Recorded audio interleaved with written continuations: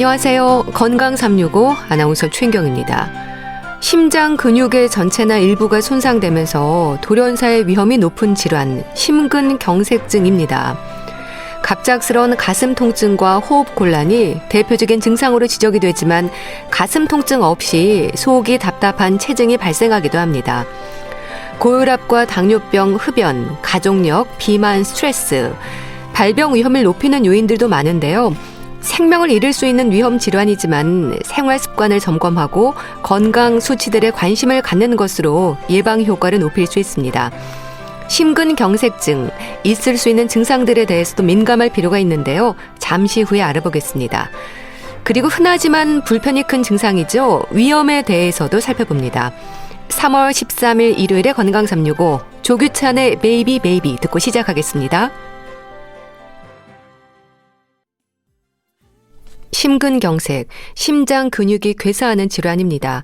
여러 가지 사망 원인들 중에서도 높은 순위에 올라있는 위험 질환이죠. 사계절 언제나 조심해야 하지만 환절기, 일교차가 큰 요즘 같은 날씨에도 각별한 주의가 필요하다고 하는데요. 심장에 부담을 주지 않고 심근경색에 위험이 없도록 어떤 노력을 해야 할까요? 심장내과 전문의 오동주 박사와 함께합니다. 안녕하세요. 네, 안녕하세요. 네, 박사님, 심장 질환의 위험은 계절과 상관없이 언제나 조심해야 하지만 요즘처럼 일교차가 커지는 환절기에도 신경을 써야 한다고 들었습니다. 이런 기온차가 주는 혈관의 변화가 있는 건가요? 네, 특히 이제 한겨울에도 위험하지만 저희 경험으로 보면은 환절기 때 겨울이 지나고 봄이 올 때 환자가 또 급증하세요. 왜냐면은 겨울에는 뭐 옷도 따뜻하게 입고 모자도 쓰고 준비하시다가 오후에 따뜻해지면 이제 좀 방비가 떨어지거든요. 주력이 떨어져서 조금 이 추위에 노출이 더 많이 되시는 경우가 있으세요. 이게 추위에 노출되면은 아무래도 이제 혈관이 자꾸 수축되고 그런 게 있겠죠. 그죠? 네. 그러니까 그렇게 좁아진 혈관으로 혈액이 지나려면 아무래도 심장에 무리가 될 수 있는 거네요. 그러면요. 우리가 이제 자동차로 치면은 엔진으로 휘발유가 많이 가야 되잖아요. 근데 쉽게 말해서 혈관이 수축이 되거나 좁아진다는 거는 엔진으로 가는 휘발유 관이 좁아졌다고 생각하시면 돼요. 아무리 좋은 휘발유를 써도 관이 좁으니까 휘발유가 못 가니까 엔진이 털털거리는 거죠. 그게 이제 심장이 오는 게 협심증, 심근경색으로 넘어가게 되는 거죠. 네. 근데 그때 혈압도 오르나요? 그러니까 심장 질환에 있어서 혈압은 항상 지적이 되는 부분이지 않습니까? 네, 혈관이 수축되면 혈압은 당연히 올라갑니다. 그러니까 좁은 혈관으로 피를 많이 보내려고 큰일 났네 하고 심장이 이제 일을 많이 해서 쾅쾅쾅쾅 수축을 해요. 그래서 되게 그때 가슴이 뛰는 것도 느끼고 여러 가지 답답한 증상도 같이 느끼실 수가 있어요. 네. 네, 겨울을 지나면서 많은 분들이 이제 운동을 좀 실천하는 분들도 많은데요. 갑작스러운 무리한 운동은 심장 질환의 위험이 생길 수 있다고 들었습니다. 박사님, 특히 고혈압이나 당뇨병 환자들은 각별히 조심해야 한다고 하던데 그런가요?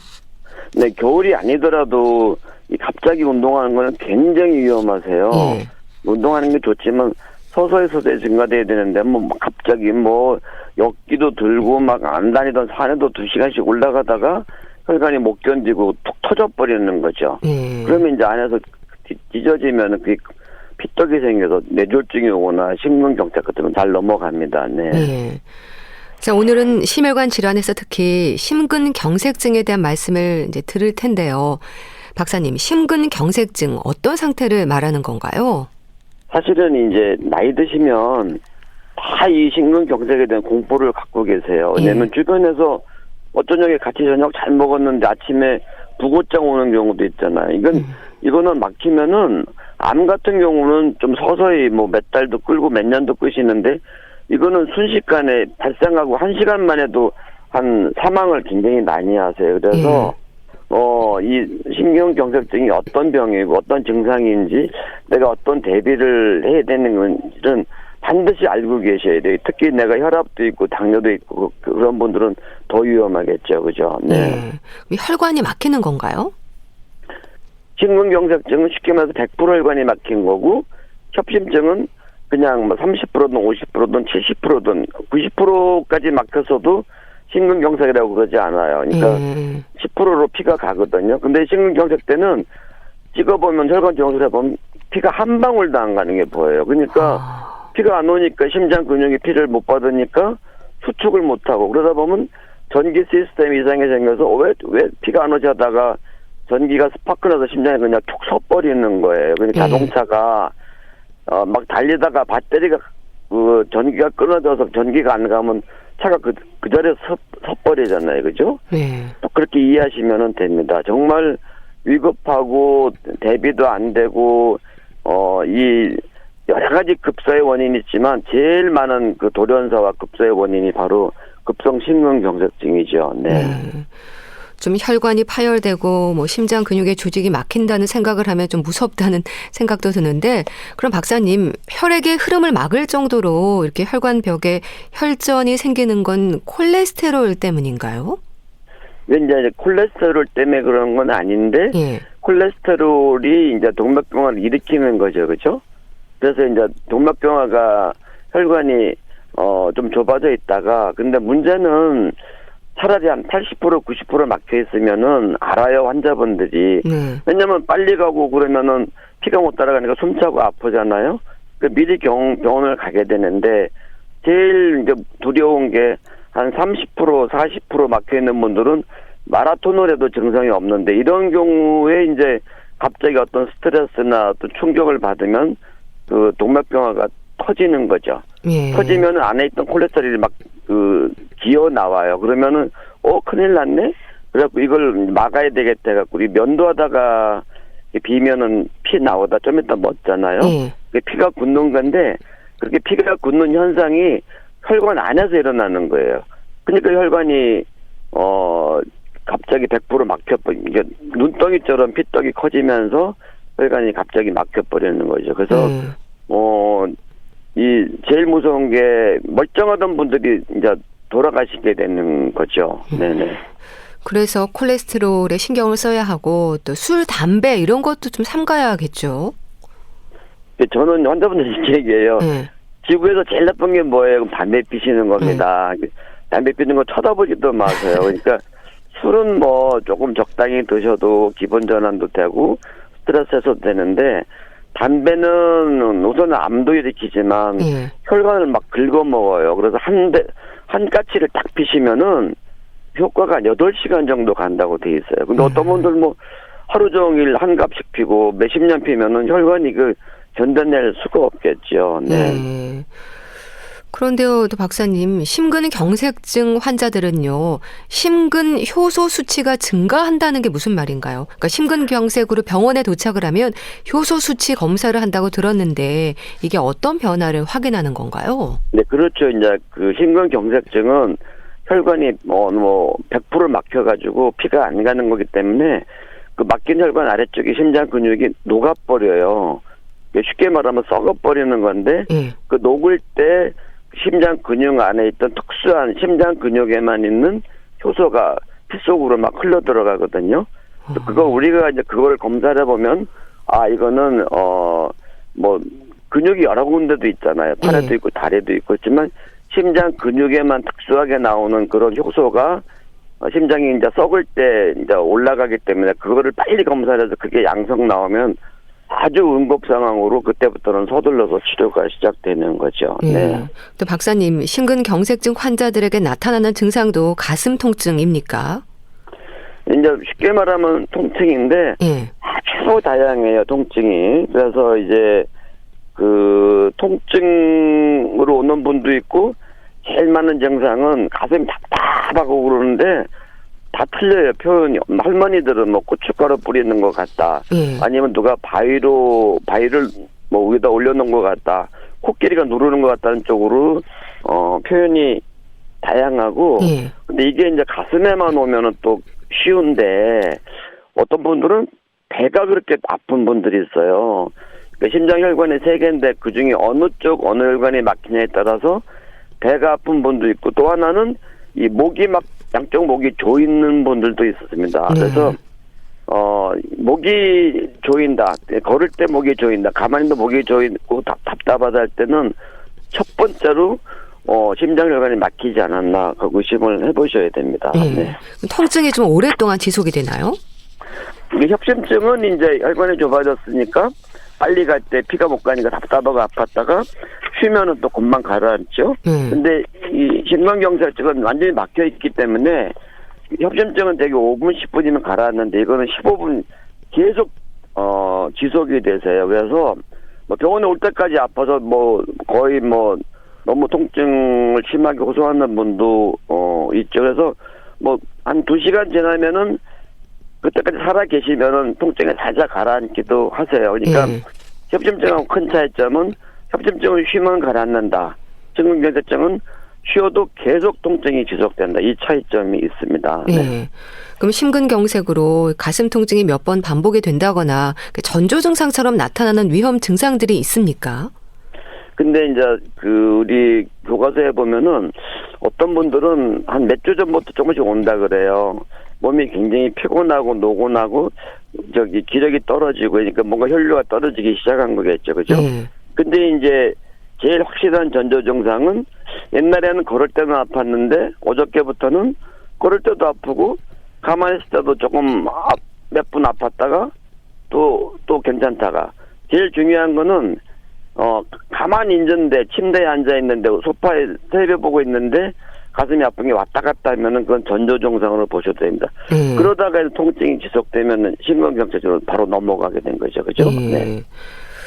그럼 가슴 통증이나 호흡곤란과 같은 증상이 생겼을 때 뭐 스스로 병원을 찾는 분들도 많습니까? 이제 일단은 많이 100% 막히면은 혈압도 떨어지고 답답하니까 응급실로도 많이 오시는데 의외로 내래로도 굉장히 많이 오세요. 그러니까 사실은 응급실로 가시면 더 빨리 이제 이 시술이나 조치가 되는데 외래 와서 또 처음 오셨으니까 또 한두 시간씩 기다리고 근데 이제 저도 많이 겪었는데 제가 잠깐 진료하다 밖에 나왔는데 보니까 어떤 분 땀을 뻘뻘 흘리고 있어요. 선생님 왜 그래 했더니 아이고 지금 식은땀 나고 아침부터 죽겠다. 그러면 그래서 내가 몇 명 잡아냈습니다. 그래서 빨리 심전도 찍고 바로 심근경색증 진단을 내고 시술 들어가는 분도 있죠. 그래서 일단은 제일 중요한 거 가슴이 아픈데 옛날에 못 느꼈던 통증이나 답답한 게 있으면서 답답하고 식은땀이 나고 특히 목이 조이면은 그때는 응급실로 가시는 게 더 빠르십니다. 아니면 알고 있던 주치의한테 빨리 전화를 하셔야 되겠죠. 그죠? 네. 또 돌연사의 위험도 있는 만큼 갑자기 쓰러져서 응급실을 찾게 되는 경우도 많을 텐데 실제 돌연사의 위험도 높습니까? 이 병이 우리 소행에서 나온 교과서 보면은 1시간 내에 50%가 사망한다고 돼 있어요. 그래서 119 타고 가다가도 심장이 섞어버리는 경우도 있고 119 부르다가 가보면 벌써 돌아가신 분들도 있으십니다. 그래서 이게 평소에 내가 이런 혈관병이 생길 가능성이 많다. 이거 다 아시잖아요. 담배도 피고 배도 나와 있고 튀긴 것도 좋아하시고 운동도 좀 잘 안 하는 게으른 분들 같은 경우는 어떤 이상한 증상이 있으면은 빨리 가족에 알리고 119 부르시는 게 상책이겠죠. 네. 그럼 박사님 진단을 위해서는 어떤 검사가 진행이 되나요? 거의 100% 심전도로 나와요. 네, 이거는 뭐 심전도도 아주 쉽기 때문에 의과대 학생들도 진단 내릴 수 있거든요. 근데 아주 드물게는 발생 15분 내에는 또 정상으로 나오는 경우도 있어서요. 그래서 가끔 가다가 아이러니하게도 병원 안에서 발생됐을 때 바로 찍었는데 음성 나왔다고 해서 놓치는 경우도 있긴 있죠. 하여튼 심전도는 뭐 아주 크게 도움이 됩니다. 네. 심전도에서 어떤 이상을 보이는 건가요? 우리가 이제 보통 심전도 찍어보셨겠지만 뾰족뾰족하게 나오잖아요. 그게 뾰족뾰족하게 안 나오고 이렇게 뼈 쪽에 올라가다가 이렇게 큰 원을 하나 그리는 게 있어요. 좀 말로는 좀 표현하기 어렵지만은 하여튼 의사들은 보면 금방 알아요. 이거는 내과 의사가 아니더라도 이거 심근경색이라고 알 수 있습니다. 그래서 하여튼 뭐 내과 병원이 멀면은 가까운 아무 정형외과든 어디 가서도 심전도를 찍어달라 그러시면은 조치가 빨리 되겠죠. 네. 심혈관 조영술도 하던데 이거는 뭔가요? 그렇죠. 이거는 이제 진단 때문에 하는 건 아니고요. 심전도로 나오면 거의 100% 진단이 되기 때문에 치료 목적으로 많이 합니다. 이제 조영술이라면은 이제 그 팔이나 다리 같은 데도 동맥으로 이제 이 관이 들어가서 아프지 않습니다. 예. 그래서 찍으면은 막힌 부위가 보이거든요. 그 자리에서 바로 거기다가 이제 그걸 풍선으로 뚫고 스텐트를 넣어놓는 거죠. 그래서 빨리 응급실에 오시면은 성공률은 거의 98% 이상이세요. 근데 네. 병원을 이제 안 오거나 늦게 와서 사고가 되는 거죠. 또 하나 중요한 거는 그 조영술이 가능한 병원으로 가셔야 돼요. 네. 그래서 한 번쯤은 혈압 당뇨 있거나 담배 피는 분들은 우리 동네에서 우리 지방에서 혈관 조영술이 가능한 병원이 어딘가는 한번 미리 검색을 꼭 해놓고 본인도 알고 가족들도 알고 계시는 게 좋습니다. 네. 네. 그러니까 심근경색증 환자들에게 그러면 스텐트 삽입술이나 풍선 확장술이 진행되는 경우도 비교적 흔한가요? 흔한 게 아니라 이걸 꼭 해야 돼요. 꼭 해야 되는 거군요. 예, 그래서 이제 예전에는 약으로도 이거를 녹였거든요. 예. 근데 요즘에는 이제 약으로는 거의 안 하고 피치 못할 때, 그 조영술이 안 될 때 약으로 하는데 이 약으로 하는 거는 부작용이 뭐냐면은 우선은 성공률이 한 60%밖에 안 돼요. 예. 그 스텐트라면은 한 95% 이상 성공을 하는데 이게 그 심장의 피떡은 녹아서 혈관은 뚫리는데 특히 이제 어르신분들한테는 뇌출혈이 잘 와요. 뇌출혈이 오면은 거의 100% 사망하십니다. 이게 뇌에서 피가 멈추지 않기 때문에 해서 이 조영술이 가능한 데를 알아놓으시는 게 그래서 더욱더 중요한 거죠. 네. 그럼 시술로 치료를 한 뒤에도 약물 치료는 필요한가요? 약물 치료는 평생 하셔야 되겠죠. 제일 중요한 게 이제 그 피를 넘기지 않게 하는 아스피린 계통약을 쓰시고 또 콜레스테롤이 높지 않더라도 콜레스테롤을 떨구는 약을 써야 재발을 적습니다. 그 다음에 이제 본인이 드시던 혈압약, 당뇨약 같은 거는 계속 드셔야 되겠죠. 예. 네. 그게 항혈수판제가 처방이 되는 거죠? 그렇죠. 대개는 이제 한 6개월이나 1년은 두 가지 쓰다가 1년 지나면 이제 항혈수판제 두 가지 중에서 하나만 쓰게 됩니다. 예. 네. 그럼 약의 부작용에 대해서는 어떨까요? 약 부작용은 뭐 아스피린은 이제 속 쓰는 게 있고 제일 많은 게 위장관 출혈이죠. 예. 네, 그래서 이제 그때는 또 뭐 좋지 않은 방법이 있습니다. 근데 간혹 가다가 위나 대장암이 있는 걸 모르고 있던 분들이 응급으로 스텐트 치수라고 아스피린을 드셨는데 출혈이 돼가지고 또 암을 또 운 좋게 발견하는 경우도 저는 여러 번 있었습니다. 어쨌든 간에 부작용은 걱정하지 마시고 일단은 급히 치료를 받는 게 더 중요하겠죠. 네. 그리고 치료받은 후에 일상에서 좀 조심할 부분들은 많겠죠. 네, 그렇죠. 뭐 이제 정말 이제 생활 습관을 좋게 해야 되겠죠. 많이 걷고 좋은 야채 많이 드시고 음식 튀긴 거나 기름기 좀 줄이시고 또 스트레스가 굉장히 이 심근경색을 많이 일으키기 때문에 마음도 잘 달래고 이게 벌어는 이렇게 막 그 충격받아서 오는 분들이 많으세요. 그러니까 가족이 갑자기 돌아가신다거나 아니면은 회사가 부도나기 직전에 심근경색이 많이 생기시거든요. 그러니까 평소에 이게 자기 마음을 잘 다스리는 것도 이런 혈관병 예방과 치료에 아주 중요합니다. 네.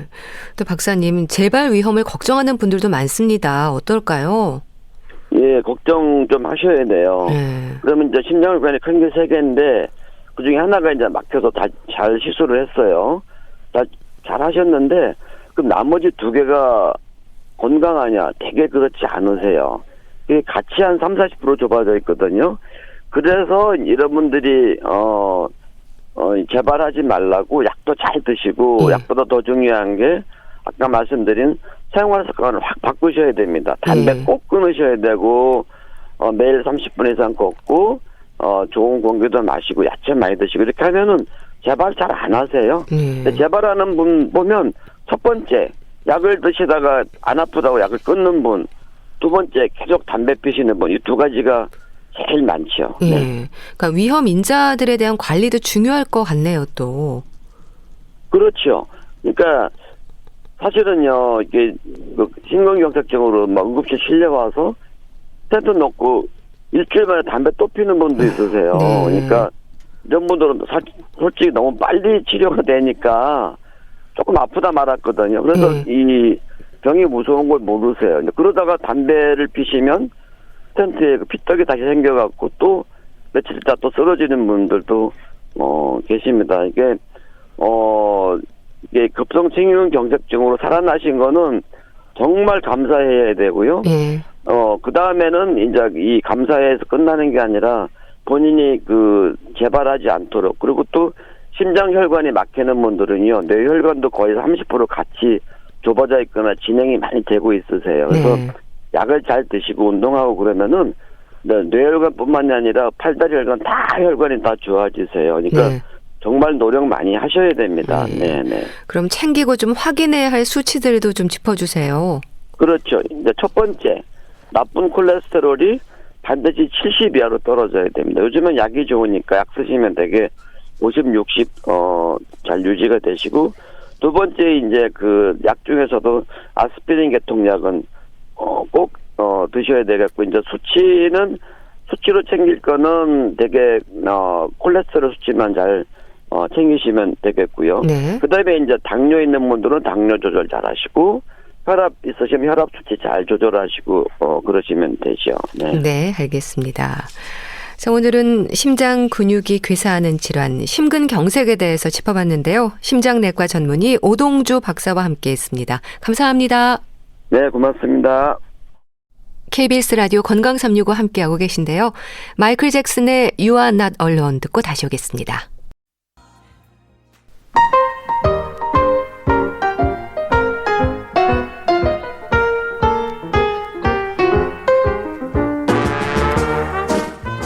건강한 하루의 시작. KBS 라디오 건강 365. 최윤경 아나운서의 진행입니다.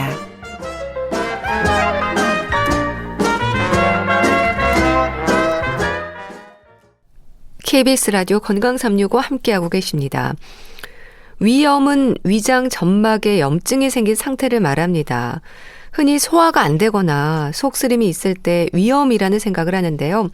의학적으로 설명이 되는 위염의 상태는 조금 다르지 않을까 싶기도 합니다.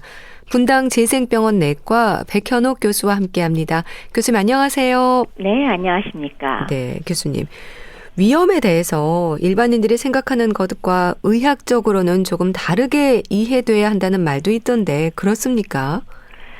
네, 의학적으로는 위염이라는 단어에 걸맞게 내시경 소견 그리고 위 조직 검사상에서 위점막에 염증 세포가 있을 때, 그럴 때 위염이라고 하죠. 네. 급성과 만성으로도 나누고 위치나 원인이나 조직학적 소견 이런 거에 따라서 여러 가지로 나눕니다. 근데 이제 환자 입장에서는 보통 아무 증상 없는 내시경적 만성위염은 사실은 치료도 필요 없고 병이라고 하기 어렵잖아요. 네. 그러니까 일반적으로 환자 입장에서 급성위염이라고 병원을 찾아올 때는 어떤 경우냐. 갑작스럽게 명치 부위가 아파요. 토해요. 구역질이 납니다. 그래서 나 체했구나 하고 병원 가면 그런 걸 우리가 급성위염이라고 하죠. 그래서 결국 증상 위주의 우리가 예전에 임상적으로 붙였던 그런 급성위염 혹은 만성위염과 내시경적인 위험이 다소는 상충돼서 이 내시경적 소견이 반드시 환자의 증상과 일치하지 않는다라는 것이 아마 지금 말씀 주신 약간 다르게 이해돼야 된다라는 거하고 일치하는 것 같습니다. 네. 근데 사실 요거 갖고 제가 재밌는 거 하나가 예전께 기억이 났어요. 예. 의과대학 다닐 때 노 교수님한테 배웠던 내용인데요. 일반적으로 우리가 염증 그러면 보통 4가지 4대 증상을 얘기를 해요. 예. 빨갛게 되고 부어오르고 아프고 그리고 열감이 있고 이거 염증하고 딱 연결되는 증상이잖아요. 네. 그런데 위염은 똑같은 상황이냐? 아니다라고 말씀을 하셨거든요. 그렇죠? 예. 사실 뭐 고름 나오는 것도 아니고 뜨거워지는 것도 아니고 직접 위벽을 만졌다고 아픈 건 아니거든요. 그래서 요점은 다르다. 근데 그 이유 중에 하나는 위산으로 인해서 위에는 세균이 못 사니까 일단 세균성 국소 감염은 없다. 예. 그리고 임상적인 위험과 내시경적인 소견이 맞지 않는다. 그 2가지 말씀을 하셨거든요. 근데 이 중에 하나가 시대가 바뀌면서 바뀌었어요. 위산이 염산하고 똑같아서 엄청난 산이잖아요. 그렇죠. 그래서 예전엔 거기 세균이 산다는 거 상상이 안 됐거든요. 근데 실제로 그 이후에 헬리코박터균이 발견됐잖아요. 예. 그래서 위궤양과 위염의 원인이 된다는 거 이제 우리가 알고 있기 때문에 사실 아직까지는 환자의 증상과 내시경 소견이 지금 괴리가 있긴 있지만 네. 또 어떤 게 앞으로 발견될지 모르겠다는 생각은 제가 합니다. 예, 그렇겠네요. 네. 그럼 일단 위험에 대한 진단은 내시경을 통해서 확인이 되는 거죠? 이때 어떤 모습으로 관찰이 되나요? 보통 왜 급성과 만성 나눠지잖아요. 예. 급성의 경우는 왜 밀환성 위염이라고 왜 위 점막의 겉에 층이 살짝 벗겨진 거 이런 것들이 곳곳에 보이거나 아니면 조금 출혈이 보이는 약간 출혈성 위염 이런 것들이 내시경 소견으로 발견이 되고요. 네. 만성의 경우는 이 발작이 군데군데 동반된 만성 표재성 위염 소견이 있을 수 있거나 아니면 왜 많이 들으셨을 거예요. 위염이 오랫동안 지속되면 점막이 얇아져서 위축성 위염 예. 혹은 여기서 더 진행되면 위 점막 세포가 장세포 모양으로 바뀐다 해서 장상피 화생, 예. 화생성 위염 네. 이런 걸 들으셨을 텐데 그런 모양들이 보통 내시경으로 우리가 판단되는 위험의 진단 소견입니다. 네. 그럼 위험의 또 다른 기준이 되는 비궤양성 위험에 대해서는 어떻게 이해하면 되는 건가요? 그러니까 흔히 말하는 신경성 위험을 말하는 건가요? 네. 흔히 말하는 신경성 위험하고 뭐 맞다고 할 수 있죠. 왜냐하면 그렇게 말해야 좀 환자분들이 이해가 잘 되니까 예. 사실 그런 용어도 많이 쓰긴 합니다. 한마디로 얘기한다면 내시경 검사상에서 궤양이나 심한 밀환 등 증상이 특별히 유발될 만한 소견이 전혀 없는데 환자가 괴로운 증상이 있다. 그럴 때는 비궤양성 위험 혹은 기능성 소화장애라고 보통 얘기하죠. 그리고 이제 환자분들이 이해하기 쉽게 신경성 위험이란 용어도 쓰기는 합니다만은 의사들 입장에선 잘 쓰지는 않습니다. 꼭 꾀병 같다는 느낌 안 들어요. 물론 이제 위가 자율신경의 지배를 받으니까 스트레스에 의해서 자극을 많이 받는 건 맞습니다만은 네. 그래도 내시경상에 특별한 문제가 없으면서 증상이 있을 때는 그냥 비궤양성 위험 혹은 기능성 소화장애라는 말을 많이 씁니다. 네. 교수님, 위의 염증을 일으키는 원인이 다양하겠죠. 일단 식습관이 주는 영향도 클 것 같은데 어떨까요? 영향이 크죠. 네. 그냥 근데 생각해보면 금방 우리 상식적으로 머리에 떠오르지 않나요? 아주 폭식하는 습관. 네. 불규칙하게 한꺼번에 많이 먹거나 아니면 술을 많이 먹거나 아니면 유달리 맵고 짠 음식을 먹거나 아니면 자기 전에 많이 먹거나 이런 거 문제 되겠죠. 네. 염증 유발합니다. 네. 또 그것만이 아니고 커피를 과다하게 드시거나 뭐 겨자나 후추나 향신료 아주 자극적인 거 이런 거를 과다 사용하더라도 역시 위에 염증을 일으킬 수 있으니까 이런 것들을 좀 피하시면 위가 좀 편안하다고 할 것 같습니다. 네. 또 헬리코박터 파일로리 감염 얘기하셨는데 이것도 역시 빠질 수 없는 부분이겠죠? 맞습니다. 우리나라 헬리코박터 균이 많은 나라 중에 속하잖아요. 근데 사실 지난 몇십 년간 줄기는 많이 줄었습니다. 네. 헬리코박터 자체가 급성 위염도 일으키고 그리고 만성 위염도 관계가 있습니다.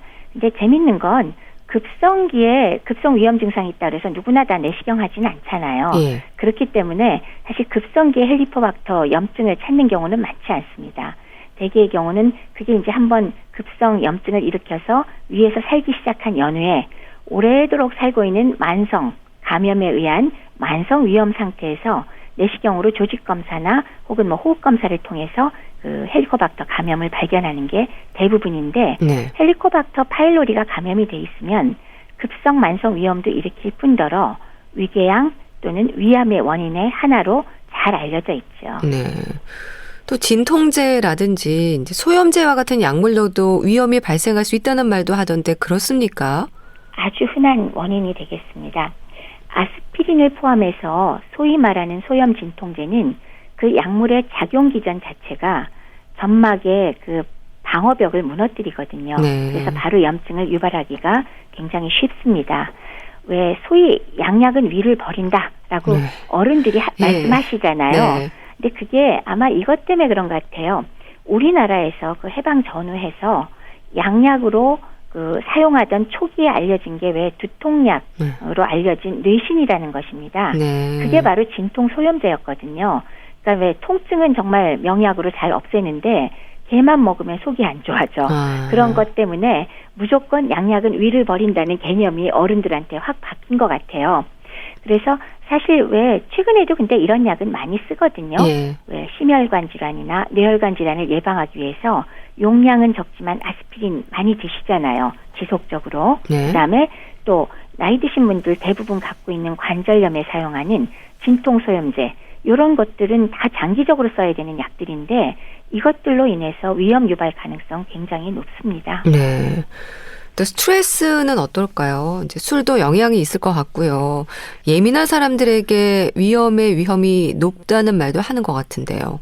당연히 높죠. 그래서 실제로 정신적인 스트레스 자체도 당연히 위궤양이나 위험은 유발시키고요. 그다음에 사실은 전형적인 아주 강한 스트레스에 의한 위험 혹은 궤양은 외상, 어디 다쳤다거나 화상을 크게 입었다거나 폐혈증에 빠졌다거나 혹은 뇌수술을 받았다거나 이건 진짜 강력한 스트레스잖아요. 네. 이런 경우에는 위험은 당연히 동반이 되고 나아가서 궤양 발생하고 그로 인해서 위출혈되는 경우도 사실 병원에서는 상당히 흔히 보고 있습니다. 네. 그런데 교수님, 위험을 얘기할 때 급성 위험과 만성 위험으로 구분하지 않습니까? 일단 헬리코박터균 감염도 급성 위험의 하나이지 않을까 싶은데요. 네. 헬리코박터균도 급성 위험의 원인이긴 합니다. 근데 아까 말씀드렸듯이 급성 위험 증상이 있다고 누구나 다 내시경 검사에서 지금 헬리코박터가 걸렸나를 검사하지는 않기 때문에 네. 대부분의 헬리코박터 감염균은 급성 위험을 거쳐서 감염이 된 이후에 만성적으로 갖고 있을 때 그럴 때 이제 내시경을 통해서 헬리코박터 감염을 우리가 진단 붙이게 되는 게 많죠. 네. 그래서 급성의 원인도 헬리코박터고 만성의 원인도 헬리코박터가 상당히 중요한 요인 중에 하나이기는 합니다. 네. 근데 위험에서는 또 헬리코박터균의 치료가 필요하지 않은 걸로 알고 있는데요. 예외적으로 적극적인 치료를 해야 하는 경우도 있을까요? 네, 단순 염증이 있을 때 반드시 헬리코박터를 치료를 꼭 해야 된다라고 말하기는 조금 애매합니다. 네. 물론 일본 같은 데서는 무조건 다 치료하고는 있습니다만은 그래서 반드시 치료해야 될 경우를 꼽아 본다면 현재 소화성 궤양을 앓고 있거나 왜냐하면 재발 가능성이 높거든요. 네. 그래서 헬리코박터 치료해 주셔야 되고요. 또 위에 말트 림프종이라는 림프암이 있어요. 그게 바로 헬리코박터하고 직결되기 때문에 이 경우는 반드시 제균 치료를 해 주셔야 됩니다. 네. 또 세 번째는 조기 위암을 수술하고 남은 위를 갖고 있는 분들이 있잖아요. 예. 그분의 경우는 다른 부위에 위암이 생길 확률이 매우 높기 때문에 역시 제균 치료가 필요하고요. 네. 네 번째는 헬리코박터와 연관된 특발성 혈소판 감소성 환자가 있을 경우에 건강보험도 적용되는 그런 헬리코박터 치료가 필요하기도 하고 꼭 해야 됩니다. 네. 근데 그거 외에도 위암 전 단계인 위선종을 내시경으로 절제한 사람이 있고요. 또 가족력, 부모, 형제, 자매가 위암에 걸린 분, 그다음에 위축성 위염 환자도 치료를 할 수가 있습니다. 근데 이 경우는 우리나라 건강보험은 아직까지 적용이 안 되는 걸로 알고 있어요. 네. 그래서 본인 부담인데 솔직히 그렇게 비싸진 않아요. 그래서 그런 경우에는 역시 치료를 권고할 수 있고, 네. 그다음에 또 위축성 위염과 장상피하생 만성 위염에 헬리코박터 감염이 동반돼 있을 때도 역시 제균요법 시행하는 것을 꼭 고려하시기 바랍니다. 네. 그럼 만성 위험은 이런 여러 가지 위험 요인들이 반복이 되면서 자리하는 걸까요? 그렇죠. 지금 위험 유발하는 여러 가지 원인 계속 말씀드렸잖아요. 네. 헬리코박터 감염, 약물, 흡연, 자극적인 조미료나 많은 양의 커피, 알코올, 그리고 불규칙한 식사 습관, 담즙 역류, 그다음에 위를 절제한 경우 스트레스 이거 전부 다 되풀이되면서 만성염증의 원인이 되겠습니다. 네. 자, 그럼 교수님, 급성 위염과 만성 위염의 증상은 같습니까? 급성 위염은 과식을 했다거나 술을 갑자기 많이 마셨거나 외상후, 스트레스, 수술 이런 것들에 의해서 발생을 하고요. 네. 좀 증상이 갑작스럽죠. 통증이 생기고 토하거나 소화불량 등 생길 수 있고요. 사실 급성 위염은 치료만 잘하면 단기간에 회복이 됩니다. 며칠에서 길어야 2주 이내에. 근데 이제 만성 위염은 이런 것들이 자꾸 되풀이되거나 이런 요인들, 헬리코박터 감염이라 약물, 흡연, 그다음에 커피, 음주, 식생활 불규칙한 거, 스트레스가 계속되면서 오잖아요. 네. 근데 이 만성 위염은 아무 증상이 없는 분도 매우 많습니다. 근데 이제 증상이 있을 경우에 좀 막연해요. 그냥 네. 소화불량, 그냥 대충 좀 아픈 거, 답답한 거, 팽만감, 식욕부진, 트림, 구역질, 가끔 토하기도 하고 쓰리기도 하고 예. 이런 증상이라서 왜 우리 보통 소화불량이라고 따라오는 모든 증상이 다 나올 수가 있거든요. 그래서 좀 같으면 같을 수 있을까요? 근데 급성은 워낙 급성으로 생겼다가 사라질 수 있기 때문에 그런 의미에서는 좀 다르지 않을까 싶습니다. 네. 그러니까 증상이 없는 위험도 있다고 하셨는데 그럼 증상은 없이 검사로 우연히 진단되는 위험은 굳이 또 치료가 필요 없다는 말도 하던데 맞습니까? 맞습니다. 내시경으로 만성위염이 있다 하여도 무증상 위염은 굳이 그건 따라다니면서 치료할 필요가 없습니다. 생활 습관만 잘 유지하시면 됩니다. 네. 그럼 치료가 필요한 위험은 어떨까요? 염증의 정도에 따라서 증상도 차이가 있을 텐데요. 급성은 뭐 어차피 증상이 급하게 발생하고 또 내시경 봐도 미란이나 출혈이 동반되어 있을 경우가 많으니까 그건 뭐 바로 치료를 요하죠. 또 그런 만큼 오래 걸리지 않고 보통 2주 이내에 다 좋아질 경우가 많습니다. 근데 이제 만성 위염의 증상이 동반되어 있을 때는 염증 정도라기보다도 기본적으로 자신의 생활 습관 교정, 식사 습관이나 다양한 그런 습관들을 교정하면서 아울러서 또 추가적인 뭐 약물이나 다양한 치료가 필요하겠습니다. 약물 치료는 어떤 게 또 처방이 되는 건가요? 보통 위증상 관련 약으로는요. 위산 억제제, 보통은 이제 산이 많이 나오기 때문에 일단 위벽이 손상을 입는다고 생각을 하니까요. 그래서 위산 억제제, 제산제 이게 기본이고요. 거기에 이제 위장 점막 보호제 같은 것들을 저희가 약물로서 사용을 하고요. 헬리코박터 치료가 필요한 경우에는 이제 항생제를 사용하죠. 그래서 헬리코박터 제균을 위한 항생제 치료 기간은 1주에서 2주, 물론 이제 처방 따라 좀 차이는 납니다만 1주에서 2주 정도 사용을 합니다. 위산 억제제나 위장 점막 보호제 같은 경우는 뭐 장기간 처방이 되는 건가요? 말씀드렸듯이 급성위염은 2주 이내에 좋아지지만 만성위염은 증상 완화 목적으로 우리가 약을 쓰니까 개인에 따라서 매우 다릅니다.